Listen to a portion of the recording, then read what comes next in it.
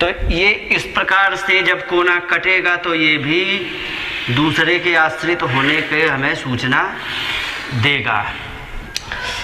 अब इससे क्या है, एक बात और बता दें, कभी कभी क्या होता है कि कोई जगह है और किसी व्यक्ति ने खरीद ली और उस जगह का आकार कैसा है ये भी बता दें। ये ऐसे सीधी चली गई स्ट्रेट और ये ऐसी चली गई, ये ऐसी आई और ये ऐसी चली गई, ये इस प्रकार से है। अब ऐसी जगह है, अब इसमें कोई भी काम किया जाएगा तो आजकल के जो नए बिल्डर्स हैं वे क्या है कि उन लोगों को वास्तुशास्त्र का बिल्कुल भी ज्ञान नहीं होता है और वे सोचते हैं कि साहब जो हम कर रहे हैं वो बहुत अच्छा कर रहे हैं और हम अपनी पूरी अकलदारी लगा करके हम इसमें ज़्यादा से ज़्यादा कंस्ट्रक्शन करेंगे। तो वो आकार देगा, क्या करेगा कि यहाँ से अंदर बनाएगा तो ये ऐसे पहले इतना छोड़ देगा। फैक्ट्रियों में प्राय करके चारों तरफ 2-2-3-3 फुट छूटा होता है। ये है क्या है कि आसपास पूरा निकलने के लिए और ये होता है तो ऐसे छोड़ देगा और फिर यहाँ से जब कंस्ट्रक्शन करेगा तो वो बनाएगा किस प्रकार से, तो ये हटा देंगे तो ये ऐसे कर देगा, फिर ये ऐसे करेगा, फिर ये ऐसे करेगा, फिर ये ऐसे करेगा, फिर ये ऐसे करेगा, फिर ऐसे जोड़ देगा जाके और ये यहाँ पर ऐसे बना के तैयार कर देगा।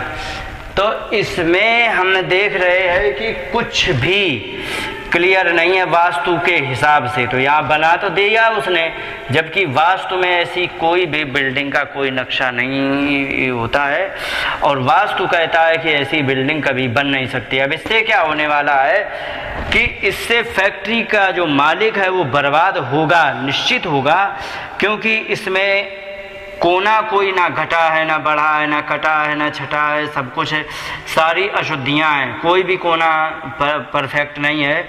और दूसरी बात, बर्बाद होने के बाद वह कभी कमा नहीं सकेगा। पता लगा कि बिल्डर ने क्या कहा कि हम तुम्हें बढ़िया सी फैक्ट्री बना के दे रहे हैं और बिल्डर ने बना के सच में तैयार कर भी दी, लेकिन अब क्या हुआ कि इसमें ऐसा वास्तु दोष लगा कि वो व्यक्ति कमा ही नहीं पा रहा, क्योंकि इसमें एक तो दूसरे के आश्रित रहने का योग तो दिखाई दे रहा, दूसरी बात ये हर एक जगह पर जैसे कि ये देखा जाए तो ना ये प्लाट इतना परफेक्ट है और ना ही ये इतना परफेक्ट है, ना ये इतना परफेक्ट है। कोई भी प्लाट इसमें 3-4 जितने भी बनाए जाए एक भी परफेक्ट ना होने के कारण इसमें ऐसा दोष लगेगा कि वह फैक्ट्री का मालिक कभी भी कमा नहीं पाएगा। लेकिन हाँ, शुरुआत में क्या 7 साल तक वो सोचेगा, वो देखेगा कि उसने अच्छी कमाई कर ली और अच्छी कमाई करने के बाद 7 साल के बाद उसका ऐसा योग बन जाएगा कि वह बर्बाद ही हो जाएगा। और बाद में पता लगा कि फैक्ट्री भी पड़ी है और उसमें मशीनें जो थी वो भी खराब हो गई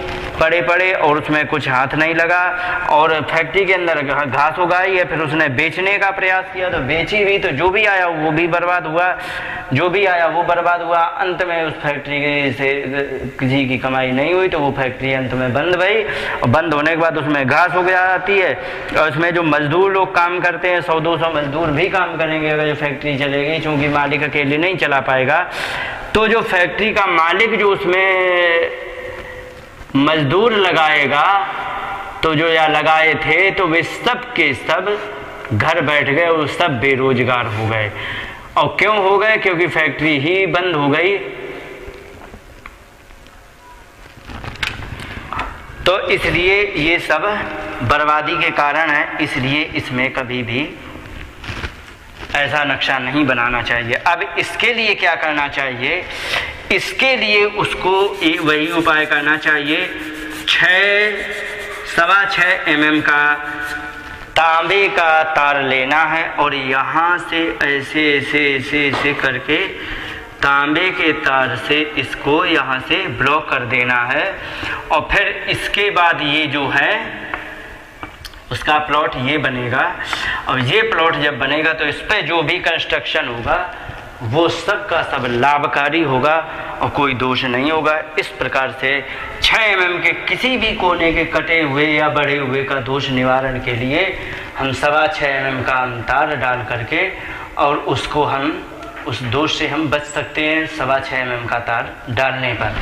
तो अब मैं आगे बताना चाहूँगा कि जब 6.25 mm का तार पड़ जाएगा तो उससे सारा लाभ ही लाभ होगा। अब जैसे कि मैंने नैऋत्य के प्रवेश द्वार की कई एक दोष बताए। अगर जो मान लीजिए कि कोई स्कूल है या कोचिंग है तो उसमें यदि नैऋत्य के प्रवेश द्वार से यदि बना है तो उसमें क्या दिक्कत आएगी कि उसमें ज़्यादा से ज़्यादा वही लड़के पढ़ने आएंगे जो कि सबसे ज़्यादा बिगड़ैल हैं और जो कि वो कहीं भी जिनका प्रवेश नहीं दिया गया है वे ही यहाँ पर आकर के एडमिशन लेंगे। और चूँकि उसको भी नहीं कोई मिल पा रहा है विद्यालय को कोई स्टूडेंट, तो वे सोचते जैसे आए तैसे कम से कम नहीं तो हम अपना विद्यालय चलाने के लिए हमें अपना काम चलाना है तो इसलिए आओ तुम ही सही। तो बेचारा फिर वो ऐसे लड़कों से भर्ती करके अपना विद्यालय चलाने का प्रयास करेगा। लेकिन ऐसी जगह पर बच्चों में अभिभावकों में झगड़ा होने के चांसेस बहुत ज़्यादा होते हैं और ज़्यादा होने के कारण ऐसी जगह लड़ाई झगड़ा भी और माने संघर्ष ज़्यादा झेलना पड़ता है। तो इस प्रकार से हम नैऋत्य कोने में पानी की टंकी आदि से हम अपना बचाव करना चाहिए क्योंकि इसमें दोष होते हैं। अब बचाव के साथ साथ अब मैं आपसे अंत में यही बताना चाहूँगा कि जो हमारा नैऋत्य के कोने का व्याख्यान था संक्षेप में मैंने बताया, विस्तार से मैं और बताता रहूँगा, लेकिन अपनी पहले पूरी एक कोने की क्लास पूरी करते हुए फिर मैं बाद में जब पूरी चारों कोने और फिर ये ब्रह्म स्थान भी है, ब्रह्म स्थान को पूरा करने के बाद फिर मैं छोटे छोटे स्टेप में इनका और विस्तार से आप लोगों से बात करूँगा। अब इन्हीं शब्दों के साथ बात को विराम देते हुए नमस्कार, जय हिंद।